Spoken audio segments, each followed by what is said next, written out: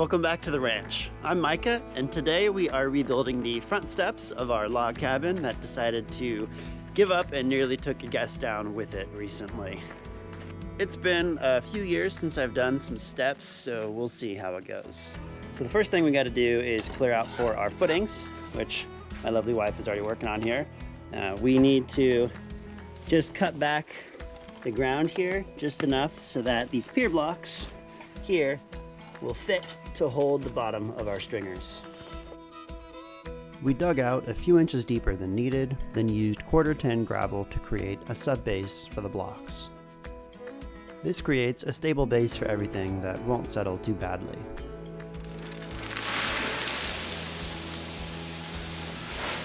That's good? That's good, yeah. Well, I didn't want you doing it that way. You're gonna flip over your thing.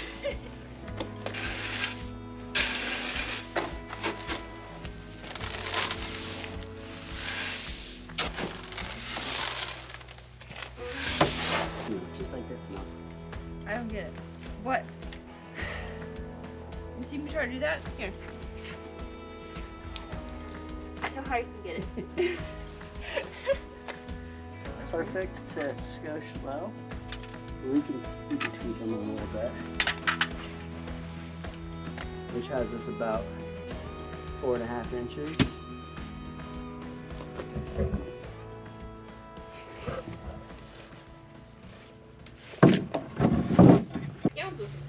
Probably. So once we got our footings located, we get to do the hardest part of stair building, which is figuring out the math for the step's height and depth, called the rise and run of the step. So we've already done our math, but I'll quickly run you through how we did it. We know from the surface of the deck to the surface of the concrete is 34.5 inches of elevation change or rise. And we know the distance we need to travel with our steps from the framing of the deck to where we want the step to finish is 49.5 inches. So we take our total elevation, 34.5 inches, and we divide it by the number of steps we have, which is 5. That comes out to 6.9 inches. But if we just cut all of these stringers at 6.9 inches of elevation, the last one on the concrete will be wrong because there is no deck board on the concrete, it's just concrete. So the way we get around that is we take our 6.9 inches, or our total number divided by the number of steps, we subtract 1.5 inches for the thickness of a deck board, which means this bottom rise needs to be 5.4 inches, and the others need to be 6.9 inches. And then we add 1.5 inches for deck boards, which leaves our total elevation right at 34.5, where we need to be. Hopefully that makes sense. It'll make sense as we start to do it. So I'm not gonna use this to actually template our rise and runs, but I am going to use it to help me get the angle of which I want to cut these.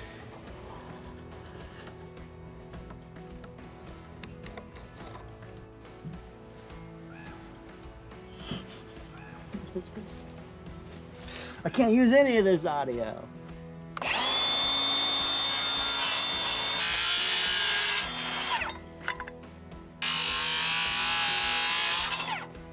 I started the cuts with the circular saw, then finished with the jigsaw, since the circular blade can't get into the corner.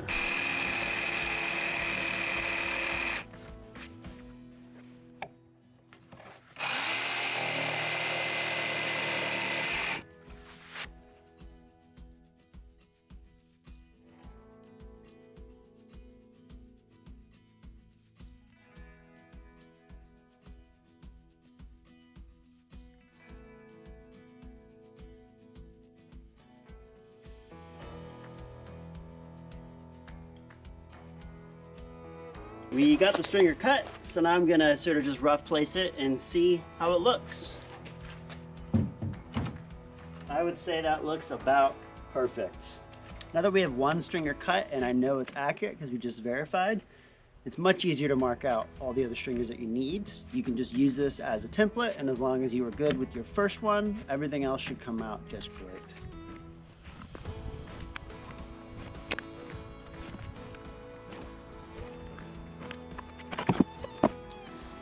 I like to mark the sections that should be cut out with an X or some other visual reminder so I don't start cutting the wrong side of the line and ruin a stringer. Stair stringers have always been a little disorienting for me, so I'll take every aid I can get.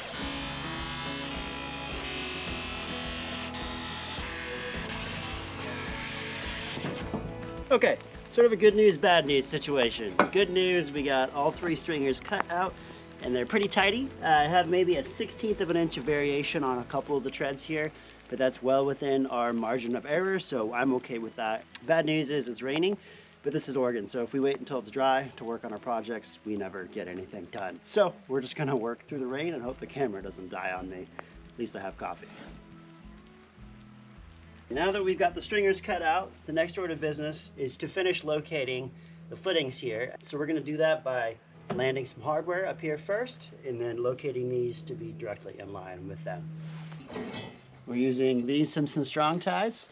They're not my preferred hardware, but I couldn't find the piece I was looking for at the local hardware store, so we're using these today.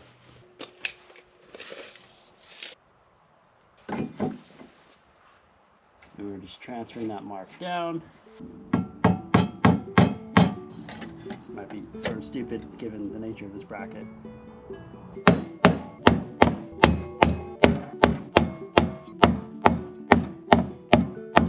So obviously this is meant for larger framing, but I have 1, 2, 3, 4, 5, 6, 7, 8, 9 nails in this thing, so I'm perfectly comfortable using that. Once the brackets were up, I dry fit everything and tweaked the elevation of the footings so they landed correctly.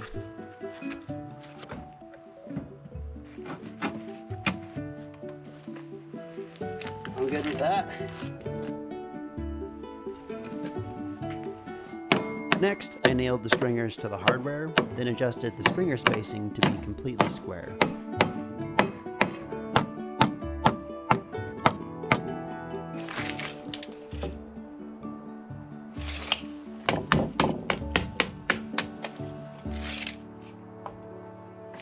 Okay, that was actually really close. I forgot to buy smaller blocking material, so I ripped down some leftover 2x12 and cut them to length. Nice fit. And just toenail some screws like this. It works great if you grab one of the pressure treated staple locations. Start at a steeper angle, back it off a little bit, make sure your elevation's good.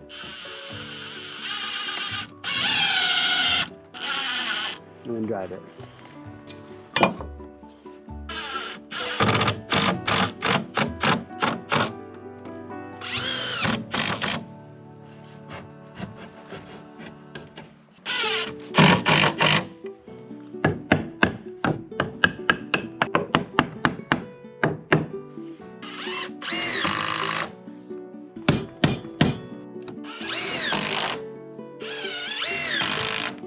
Might as well overbuild, right? Next up, we're gonna mount the posts for the banister. We gotta get these on before the deck boards.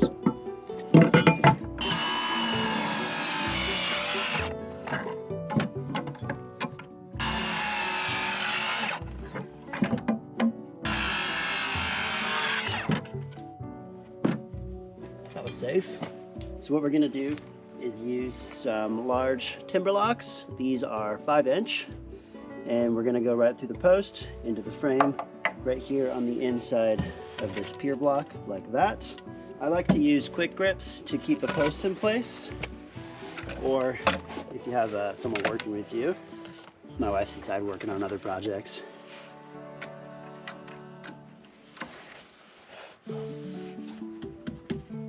And I like to be tidy when I'm putting in visible hardware. One thing I don't recommend doing is taking 2 large bolts like this and putting them in line along a single grain of wood. That increases the likelihood of splitting out the entire piece. So usually I like to offset about 1/3 and 1/3, just so no large hardware like this is all in a line.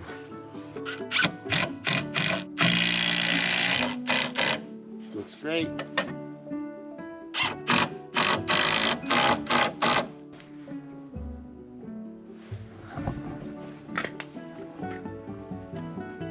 Now we just got to do that on the other side.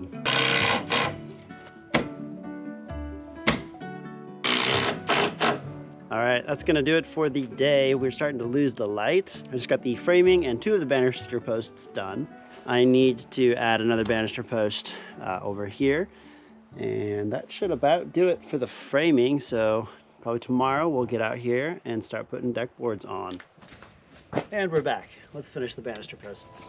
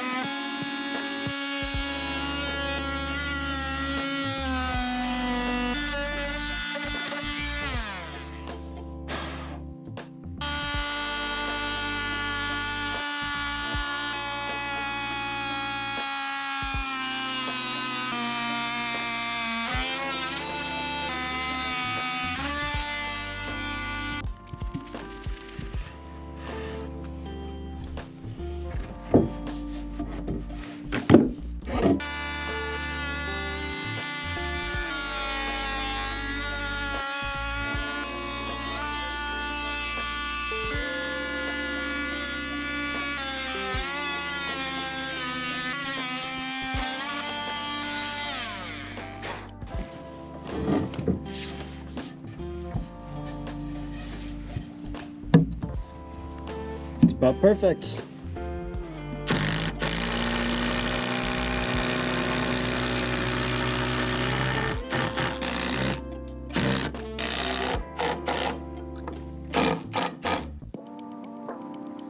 Alright, now that I got the 4 banister posts, we're going to do deck boards, trim on the vertical faces of the steps. We have to build the actual railing themselves. And that should be just about it for this project. I hope I'm not misleading you too badly. Oh boy. Oh boy.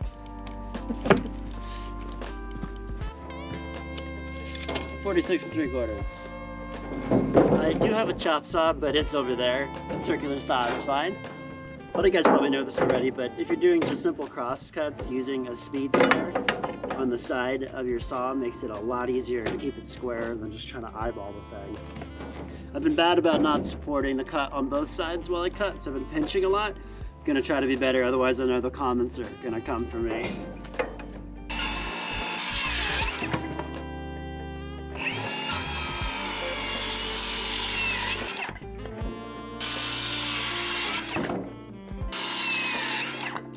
All right, time to put on the deck boards. So a stair tread typically needs to be 10 inches deep or deeper. These ones are gonna work out to about 11 and a little bit. So when I'm putting on deck boards, I like to use my speed square for a lot of operations, especially for spacing. So you can use the thick part, or really even any part of the square. They're all 3/16 of an inch thick, and you can use it to gap all your boards. You can't have your boards tight or you'll have expansion and contraction problems and moisture draining problems when it rains. Especially here in Oregon, it's very wet, so we got to be aware of that. So you can either use 2 squares on either end or get it close and then do one end at a time. Where the heck is my tape? Be right back. When you're putting in your deck screws for the deck boards, it's great to be tidy about it. Everybody sees them. So I like to center on my joists or my stair stringers, use a speed square to space it on this side, and then just use your tick marks here to be consistent about it. I usually will go 1 inch to 1.25 inches in. Just like that. And just rinse and repeat.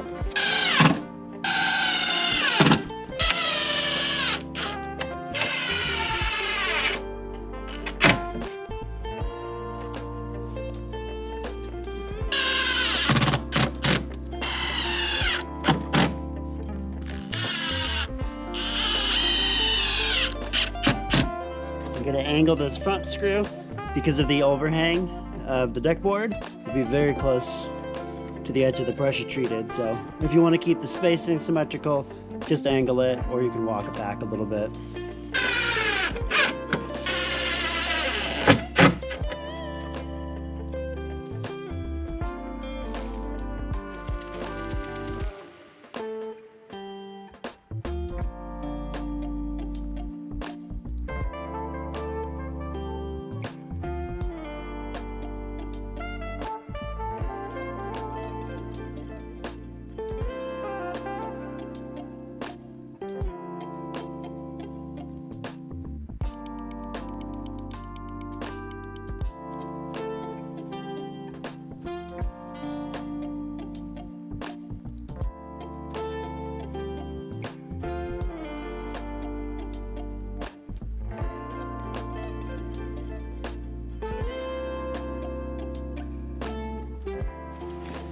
Okay, just doing some quick math to notch this deck board around this post here. We're about to lose the light, but hoping to bust it out before we're done for the day. So I just did some quick math here. I need a 1/2 inch of material extending around this post, notch it back around the post, and then allow for a little bit to extend along the front here. So I'm just working my way through that math. So something I like to do when I'm notching, I'll show you here, is lay it out in pencil and then come in here. I don't know if that shows up on camera too well, but just visually look at the notch you're intending on doing and just see, does that make sense? Because sometimes you lay it out really precisely and you realize you totally just botched something really silly. It just happens. So that looks quite good. I'm happy with that. Let's cut it.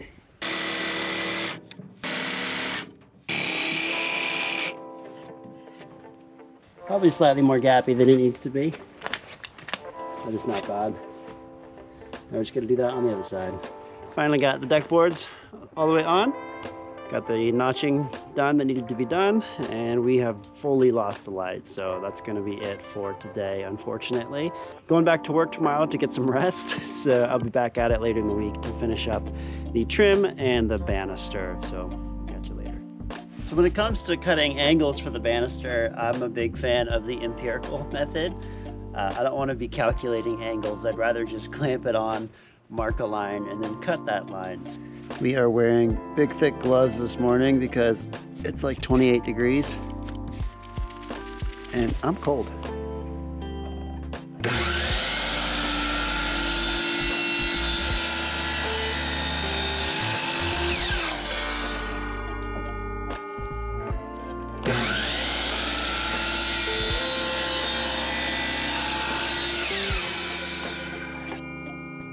Instead of trying to clamp the piece on, just get a clamp under it and just let it sit on the bar of the clamp. Just like that.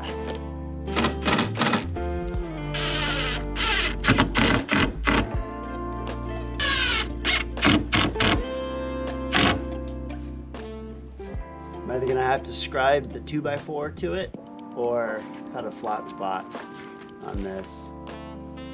It's sturdy, so I didn't really want to change it because this is just a short-term repair anyway before I redo the whole deck eventually. I like using hand tools for fiddly jobs sometimes because they make mistakes slower. We're just kind of making it up as we go along. So these curves will act as stop cuts now.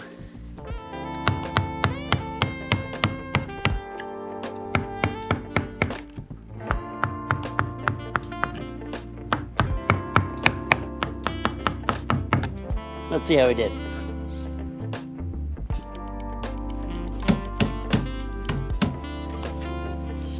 Pretty happy with that.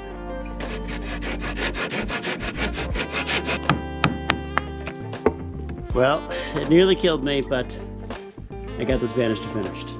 I didn't record the back half of it. I got a little distracted trying to get it right. Alright, that was the hardest part of the whole project. Now we can put on our banister pickets and our trim and get the heck out of Dodge. It's cuts like these that make me really wish my shop was built and I could run my table saw.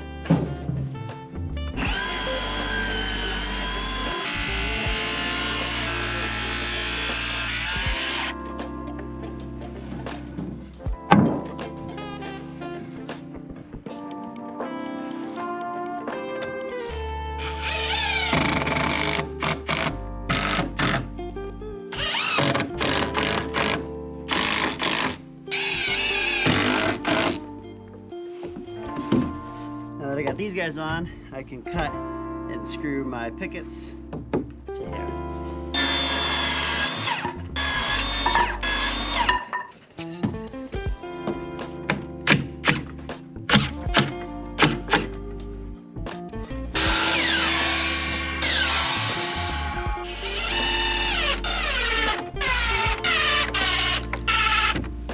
Well, unfortunately I miscalculated how many 2x2s I needed and I came up 1 1/3 board short for this banister. I have 4 more I need to put up. So I'm probably gonna have to run into town and grab those here pretty soon, but before I do that, I'm gonna take advantage of this beautiful sunshine that just came out and start putting on some trim. So we're gonna switch to that. Oh man, I got warm all of a sudden. So I don't know if I'm actually gonna trim along the sides of the stringers. I usually would like to, but they're not very visible here. And I'm feeling lazy, if I'm being entirely honest. So I think we're just gonna trim the faces of these steps for now and then see how we're feeling emotionally. So in a stroke of very, very bad luck or poor planning on my part, my trim is like 1/8 of an inch too tall to actually fit. Which means I gotta do more stupid crap with my circular saw.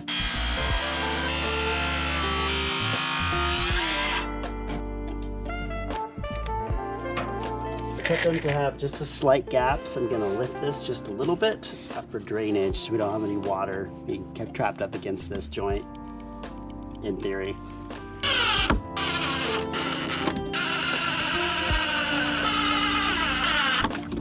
That'll do.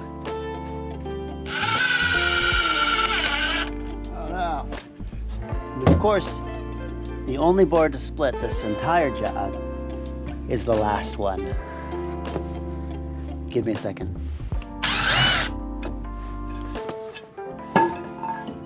What the hell is this? And of course the last pick, oh, okay, whatever. Storm's coming, wind's howling.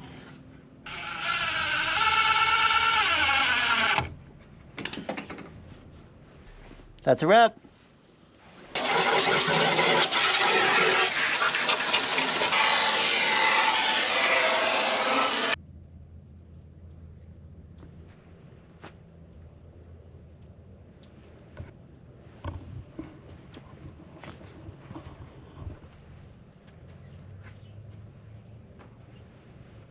All right, that's one step, finished.